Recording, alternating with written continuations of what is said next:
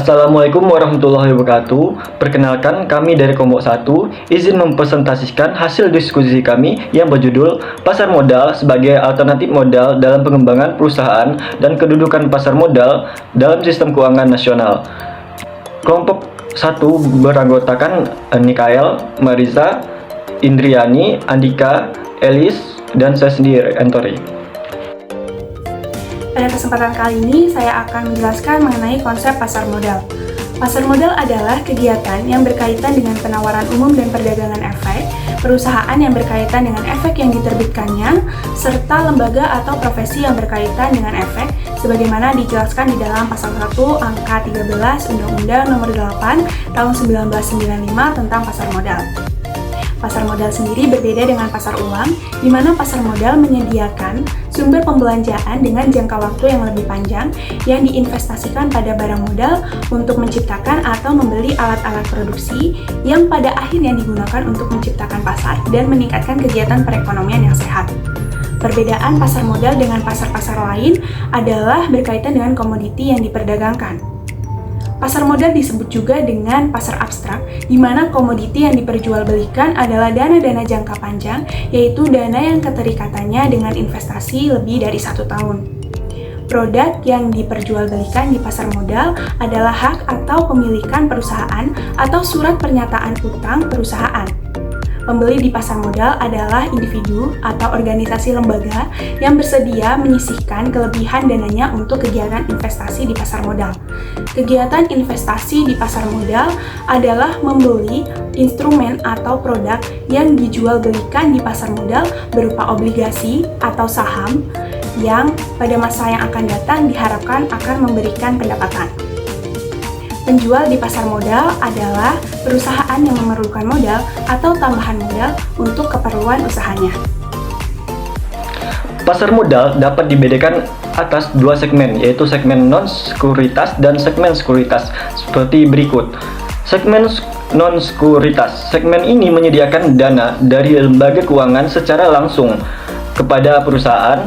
Di sini perusahaan berunding langsung dengan lembaga penyedia dana seperti lembaga perbankan, perusahaan asuransi, dan dana pensiun, dan sebagainya. Sedangkan segmen sekuritas, segmen ini dirancang untuk dapat menyediakan sumber pembelanjaan perusahaan jangka panjang dan memungkinkan perusahaan melakukan investasi pada barang modal, memperbanyak alat-alat produksi, dan penciptaan kesempatan kerja. Struktur pasar modal Indonesia. Pasar modal Indonesia memiliki struktur yang telah diatur dalam Undang-Undang Nomor 8 Tahun 1995 tentang pasar modal.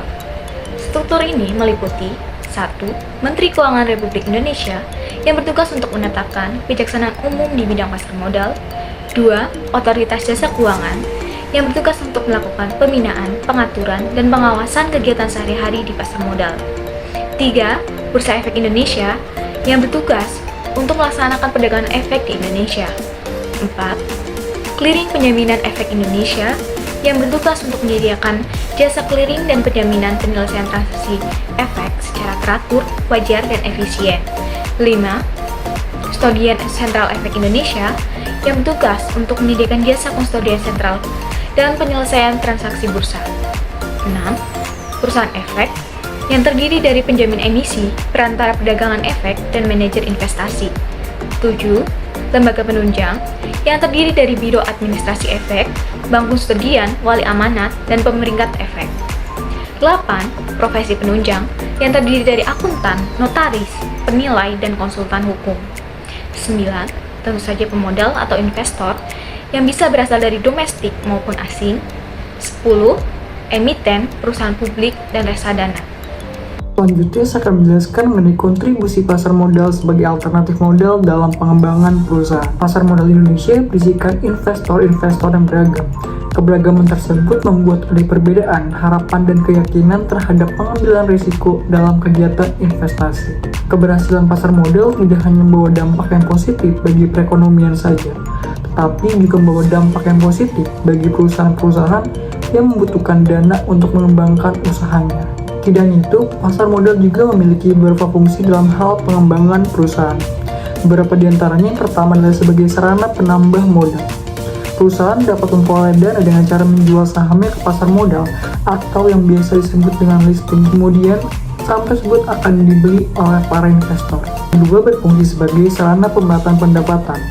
Keuntungan yang telah diperoleh dari saham yang telah dibeli akan dibagikan dalam bentuk dividen secara rata sesuai dengan proporsinya masing-masing kepada para investor. Yang ketiga adalah sebagai sarana untuk meningkatkan kapasitas produksi. Dengan meningkatnya modal suatu perusahaan, maka secara tidak langsung akan meningkatkan produktivitas dari perusahaan tersebut. Yang keempat adalah sebagai sarana penciptaan tenaga kerja. Perusahaan akan membutuhkan tenaga ahli di bidang pasar modal untuk mengembangkan pasar modalnya. Seiring berjalannya waktu, dalam struktur perusahaan, pasar modal tidak hanya menjadi sumber pembiayaan alternatif. Untuk di kemudian hari dalam jangka waktu yang panjang, pasar modal ini dapat menjadi sumber pembiayaan utama.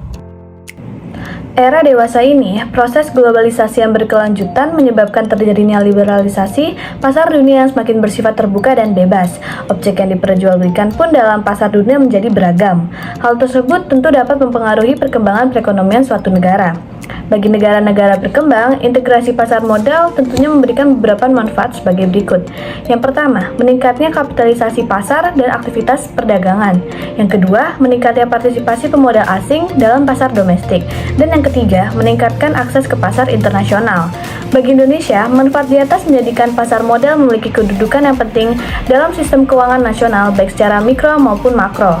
Secara mikro, pasar modal akan berpengaruh dari kinerja perusahaan-perusahaan, strategi yang telah direncanakan perusahaan sehingga dimungkinkan terjadinya perubahan strategi, pengumuman laporan keuangan atau dividen perusahaan.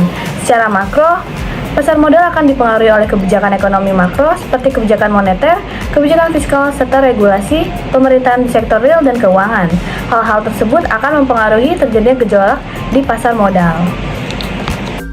Dalam sistem keuangan nasional, kedudukan pasar modal memiliki peran yang penting sebagai wahana pengimpun dana. Pasar modal menjalankan peran sebagai salah satu sumber pembiayaan bagi usaha kecil, menengah, ataupun usaha besar yang tengah berada dalam ambang kebangkrutan. Keberhasilan bidang usaha tersebut harus didukung dengan unsur-unsur sebagai berikut. Yang pertama, infrastruktur yang memadai, yakni jika telah dilengkapi unsur pengawasan, self-regulatory organization, clearing, tempat penyimpanan yang baik, serta lembaga penyelesaian sengketa pasar modal. Yang kedua, kerangka hukum yang kuat. Jika landasan hukum, baik peraturan perundang-undangan maupun peraturan pelaksanaan terkait seluruh kegiatan pasar modal telah diatur secara tegas, serta memiliki lembaga penegak hukum yang memadai. Yang ketiga, sikap profesional dari pelaku pasar modal. Perlu adanya sumber daya manusia yang memiliki kompetensi di bidang pasar modal dan mampu menjunjung tinggi etika profesinya. Demikianlah presentasi dari kelompok kami. Mohon maaf jika ada kesalahan kata atau hal yang tidak mengenakan di hati. Kami akhiri. Wassalamualaikum warahmatullahi wabarakatuh.